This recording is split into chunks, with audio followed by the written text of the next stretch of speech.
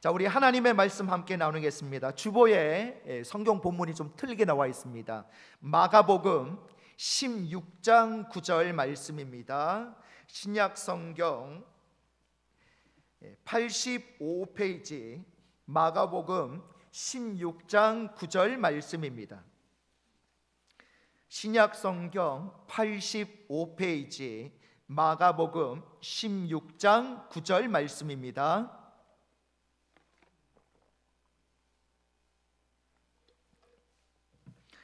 말씀 다 찾으신 줄 알고 우리 9절 말씀 같이 읽겠습니다.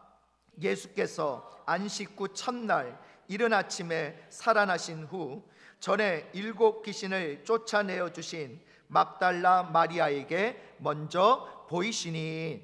아멘. 자, 오늘 말씀의 제목 따라해 보실까요? 1500년 동안 누명을 쓴 막달라 마리아.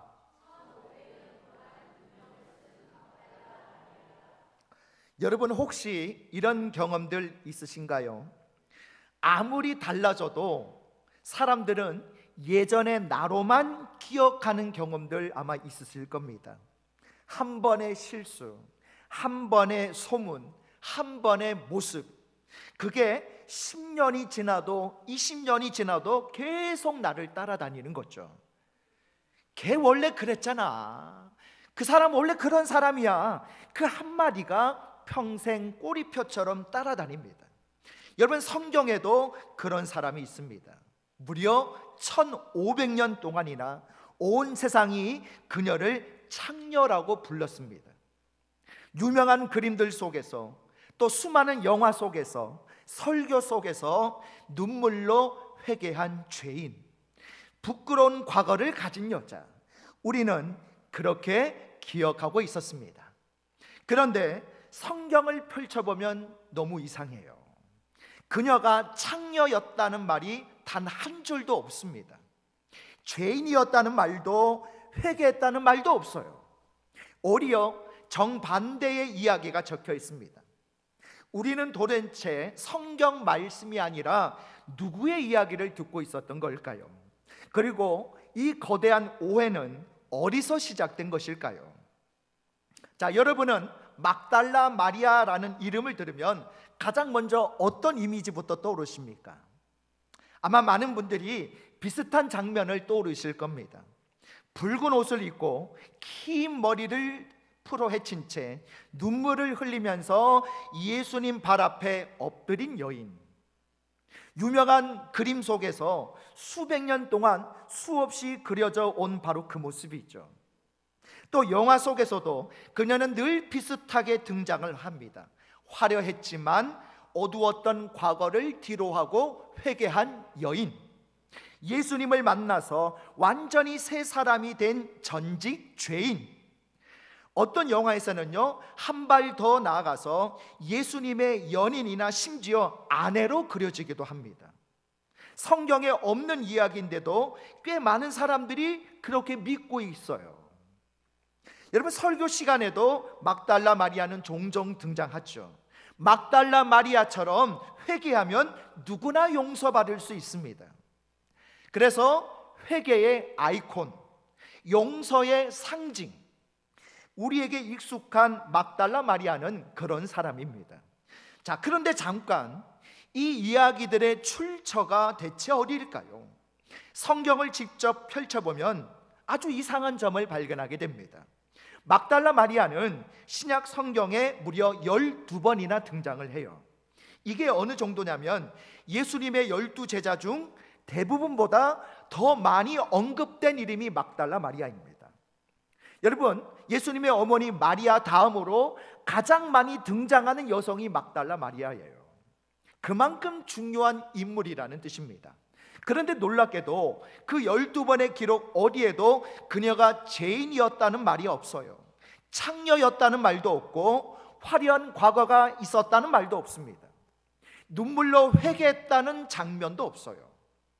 성경이 막달라 마리아에 대해 직접 말해주는 건 딱 3가지입니다. 첫째, 예수님이 그녀에게서 7 귀신을 내쫓아 주셨다는 거, 이게 첫 번째고요. 두 번째는 자기 소유로 예수님 일행을 섬겼다는 것.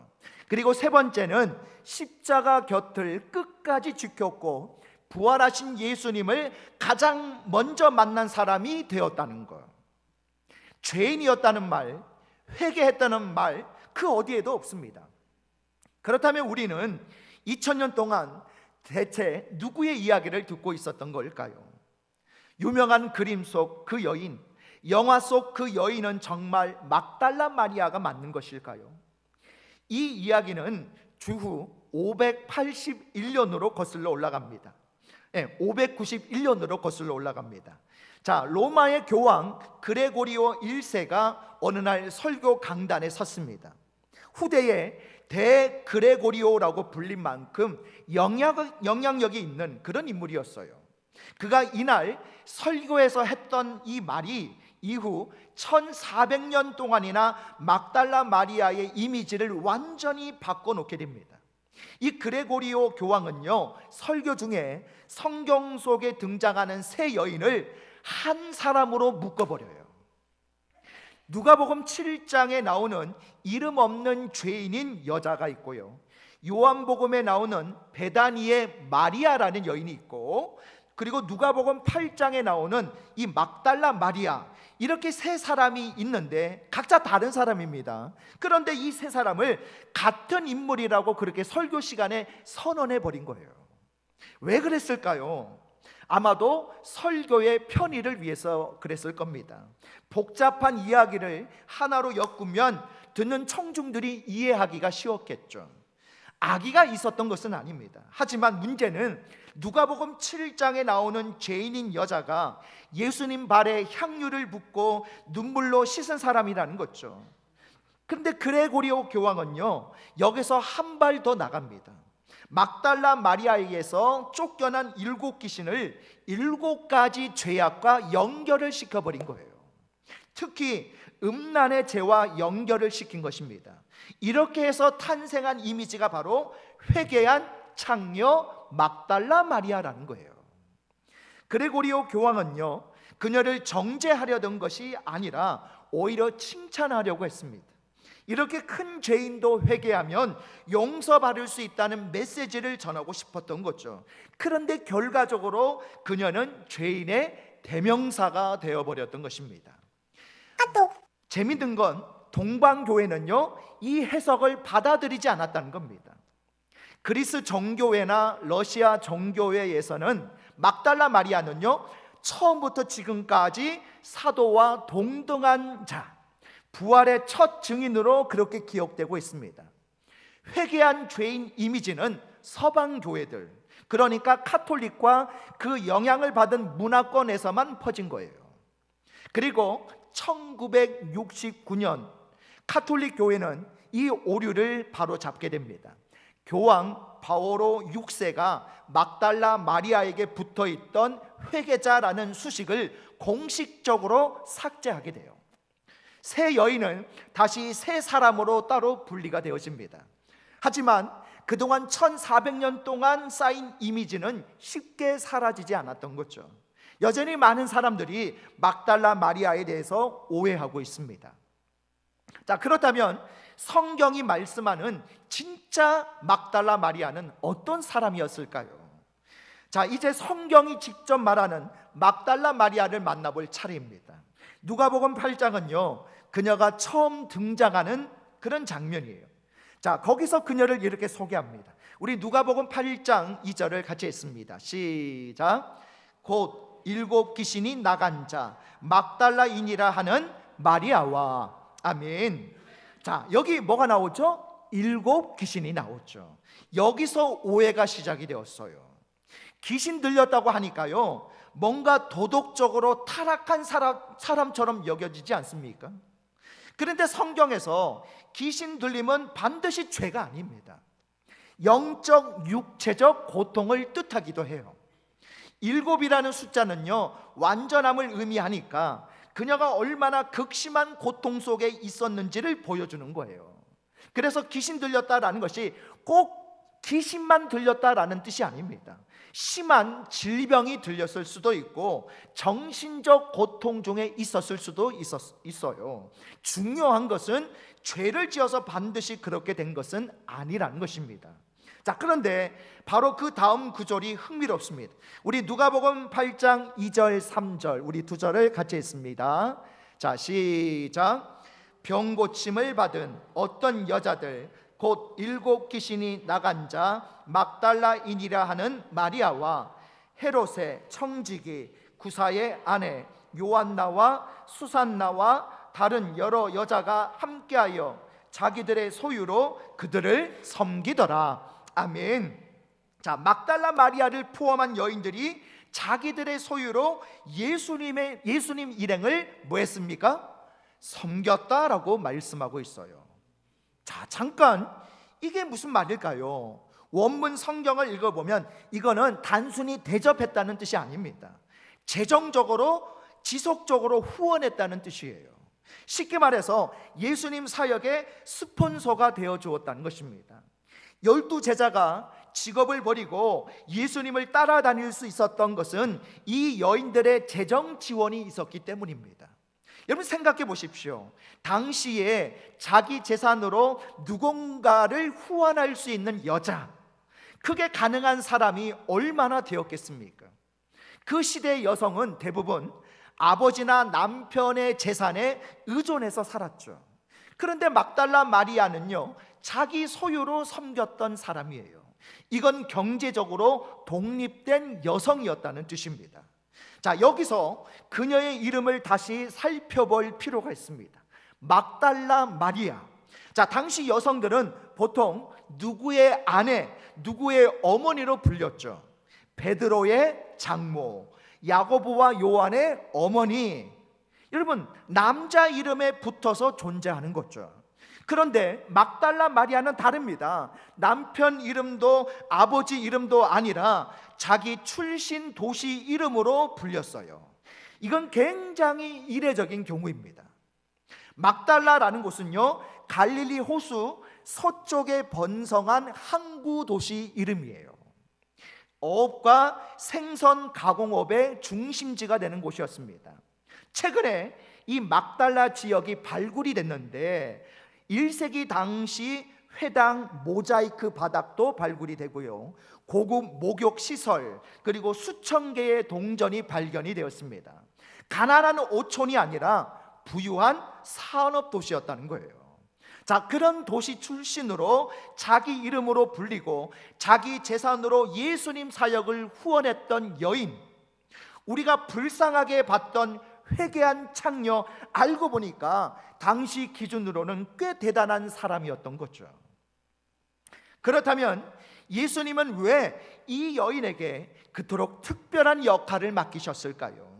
예수님이 십자가에 달리셨을 때 제자들은 어디 있었습니까? 성경에 보니까 대부분 도망쳤다고 기록하고 있습니다. 3년간 함께했던 12 제자, 목숨 바쳐 따르겠다고 맹세했던 베드로마저 예수님을 3번이나 부인했죠. 두려웠던 거죠. 로마 군인들이 자신들도 잡아갈까 봐 숨었던 것이죠. 그런데 예수님 십자가 곁에 끝까지 남아있던 사람들이 있었습니다. 요한복음에 보면 그 자리에 있던 사람들의 이름을 기록하고 있어요. 예수님의 어머니 마리아, 그리고 막달라 마리아. 제자들이 숨어버린 그 자리를 여인들이 대신 지키고 있었습니다. 예수님이 숨을 거두시는 그 순간까지, 장사 지내는 것까지, 무덤에 모셔지는 것까지 그녀는 끝까지 그 자리에 있었던 거죠. 그리고 사흘 뒤에 이른 새벽에 막달라 마리아는 무덤을 찾아갑니다. 다른 복음서에는 몇몇 여인들과 함께 갔다고 나오지만 요한복음은 그녀의 이름만 콕 집어서 언급을 합니다. 무덤에 도착을 했는데 무덤의 돌문이 이미 굴려져 있었어요. 시신이 없어졌다고 생각한 막달라 마리아는 울기 시작했습니다. 그런데 그때 뒤에서 누군가 이렇게 말을 걸어요. 왜 울고 있느냐? 누구를 찾느냐? 그녀는 동산지기인 줄 알았습니다. 시신을 어디로 옮겼는지 알려주세요.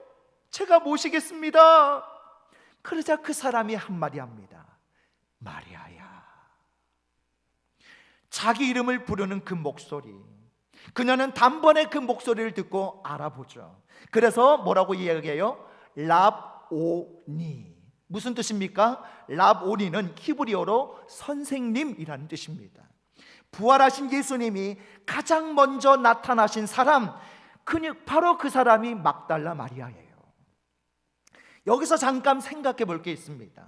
여러분, 당시 유대 사회에서 여성의 증언은요, 공식적인 법정에서 인정받지를 못했습니다. 남자의 증언만이 법적 효력을 가졌어요. 자, 그런 시대에 예수님은 인류 역사상 가장 중요한 소식을 누구에게 가장 먼저 맡기셨습니까? 법정에서 증언 자격도 없던 여성 막달라 마리아에게 맡기셨습니다. 예수님은 그녀에게 직접 사명을 주십니다. 가서 내 형제들에게 전하여라. 그녀는 달려가서 제자들에게 이 기쁜 소식을 전합니다. 내가 주님을 보았습니다. 숨어있던 제자들에게 부활 소식을 전한 첫 번째 사람, 초대교회는요, 이런 그녀를 사도들에게 보내진 사도라고 불렀습니다. 사도들에게 복음을 전한 사도라는 뜻이에요. 창녀가 아니었습니다. 그녀는 처음부터 끝까지 그 자리를 지킨 사람이었습니다. 그리고 예수님은 그런 그녀를 가장 먼저 찾아가셨습니다.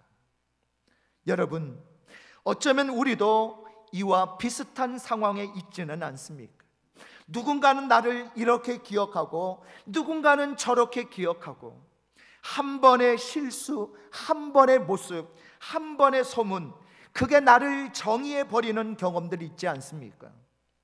걔 원래 그랬잖아. 그 한마디가 10년이 지나도 나를 따라다닙니다. 더 힘든 건 그런 시선을 나도 믿기 시작할 때입니다.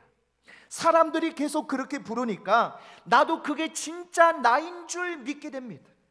밖에서 들어온 목소리가 어느새 내 안의 목소리가 되어버리는 거죠. 그런데 막달라 마리아 이야기가 우리에게 보여주는 게 있습니다. 세상이 1500년 동안 뭐라고 부르든 예수님이 보신 그녀의 자리는 처음부터 끝까지 똑같았다는 겁니다. 무덤가에서 예수님은 죄인아 라고 부르지 않으셨습니다.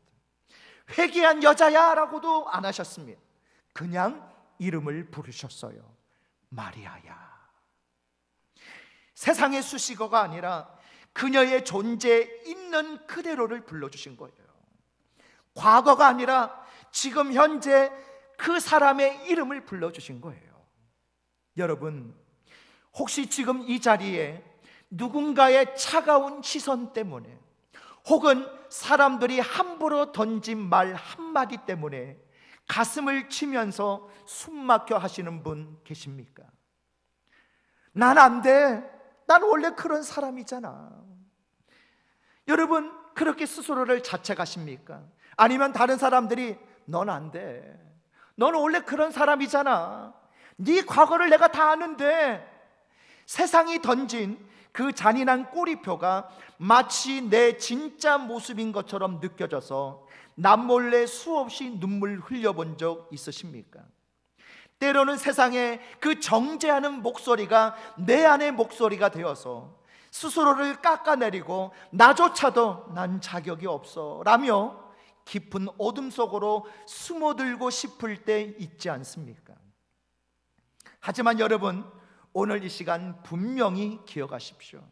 세상이 여러분에게 뒤집어 씌운 그 초라한 이름표는 결코 여러분의 전부가 아닙니다. 텅 빈 무덤가에서 주저앉아 울고 있던 마리아를 떠올려 보십시오.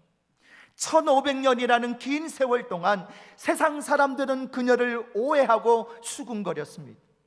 하지만 부활하신 예수님은 그녀의 과거, 사람들의 평가, 세상의 헛소문에는 단 한 점의 관심도 없으셨어요. 주님은 그저 눈물 흘리는 그녀에게 다가가서 세상에서 가장 다정하고 따뜻한 목소리로 불러주셨습니다. 마리아야. 마리아야. 오늘 주님께서 상처 입은 여러분 곁에 다가오셔서 똑같이 여러분의 이름을 부르고 계십니다. 아무개야, 내가 너의 아픔을 안다. 사람들이 너를 어떻게 평가하든, 네가 스스로를 얼마나 자격 없는 사람이라 자책하든, 너는 내 사랑하는 아들이다. 너는 내 눈에 넣어도 아프지 않는 내 딸이다. 세상의 차가운 조롱을 뚫고 들어오는 이 따뜻한 주님의 음성을 들으시기 바랍니다. 주님은 가장 자격 없어 보이고 세상에서 흠집 났다고 버림받은 사람들을 따뜻하게 안아주시는 분이십니다.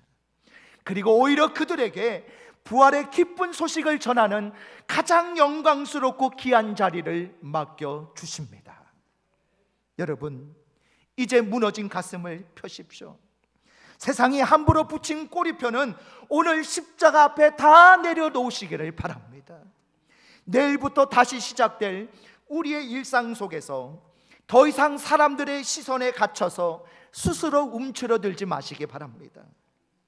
세상이 나를 어떻게 보는가가 중요한 것이 아니라 하나님이 나를 어떻게 보시는가, 오직 그 하나님의 사랑의 시선만을 여러분 기억하시기 바랍니다. 주님이 사랑으로 불러주신 나의 진짜 이름을 가슴 깊이 품으시고 다시 한번 힘을 내셔서 당당히 일어나 걸어갈 수 있는 저와 여러분 되시기를 주님의 이름으로 축복합니다. 우리 다 같이 일어나셔서 우리 주여 한번 부르시고 합심으로 기도하실 때 우리 두 가지 기도 제목 가지고 기도하겠습니다. 첫 번째는 세상이 붙인 꼬리표나 과거의 실수, 타인의 편견 때문에 스스로를 정죄하지 않게 하시고 나를 가장 잘 아시는 주님이 불러주시는 나의 진짜 이름과 정체성을 회복하여 당당하게 살아가게 해달라고 기도하시고요, 두 번째 기도 제목은 막달라 마리아처럼 어떤 상황에서도 주님을 사랑하며 복음을 전하는 사명자로 살게 하옵소서. 우리 다 같이 주여 한번 부르시고 합심으로 기도하겠습니다. 주여, 하나님, 오늘 막달라 마리아처럼 우리도 세상이 붙인 꼬리표가 있지 않습니까? 과거의 실수 때문에, 타인의 편견 때문에 하나님, 내 스스로를 하나님 정죄하지 않게 하여 주옵소서. 그 꼬리표 때문에 하나님 주눅들거나 움츠러들거나 자신을 하나님 자책하지 않게 하여 주옵소서. 나를 가장 잘 아시는 주님이 불러주시는 나의 진짜 이름과 정체성을 회복하게 하셔서 주 안에서 당당하게 살아가는 우리가 되어지기를 원합니다. 오늘 말씀에 나오는 막달라 마리아처럼 어떤 상황에서도 주님을 사랑하며 복음을 전하는 그런 사명자로 살게 하여 주시옵소서. 사랑의 주님, 오늘 막달라 마리아의 삶을 통해 우리가 오랫동안 가둬두었던 편견의 벽을 허물게 하시니 감사합니다. 세상은 1500년 동안 그녀를 죄인과 창녀라는 이름 속에 가두었지만 주님은 그녀를 고통에서 건져내시고 부활의 첫 증인이라는 가장 영광스러운 자리를 맡기셨음을 믿습니다. 주님, 우리 역시 세상의 차가운 시선과 원래 그런 사람이라는 낙인 때문에 숨막혀 할 때가 많습니다. 그럴 때마다 세상의 수식어가 아닌 나의 이름을 다정하게 부르시는 주님의 음성에 귀 기울이게 하옵소서. 사람들의 판단이 나의 전부가 아님을 깨닫게 하시고 오직 나를 온전케 하시는 주님의 시선 안에서 참된 자유를 누리게 하옵소서. 막달라 마리아가 보여주었던 그 신실함으로 우리도 사명의 십자가 끝까지 지키게 하시고 내가 주님을 보았다고 고백하는 부활의 증인으로 살아가게 하옵소서. 오늘도 우리를 이름으로 부르시며 가장 귀한 사명을 맡겨주시는 예수님의 이름으로 기도합니다. 아멘. 우리 진심을 담아 서로를 축복하면서 이 찬양 같이 나누도록 하겠습니다. 여호와는 너에게 복을 주시기를.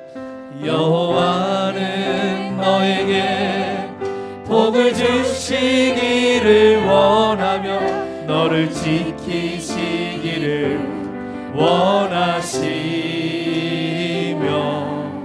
여호와는 그 얼굴을 너를 향하여 드사 은혜와 평강 주시기 원하. 우리 다시 한번 더 고백하겠습니다. 여호와는 너에게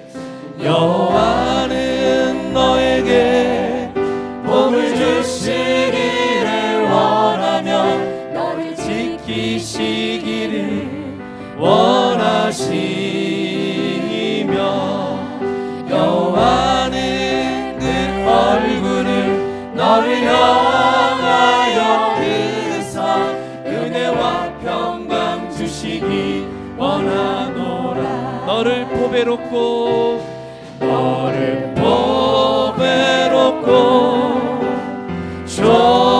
존귀하게 여기시는 하나님이 우리 내 삶 속에서 이 약속을 신실하게 이루시니 땅에 기름진 것으로 하늘에 신령한 것으로 너를 복 주시고 지키신 하나님이 너의 영원 장래로 은혜 베푸시며 평강으로 인도하시리. 우리 평강으로 인도하시리.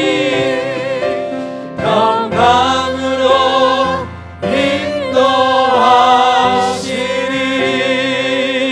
인도하시리.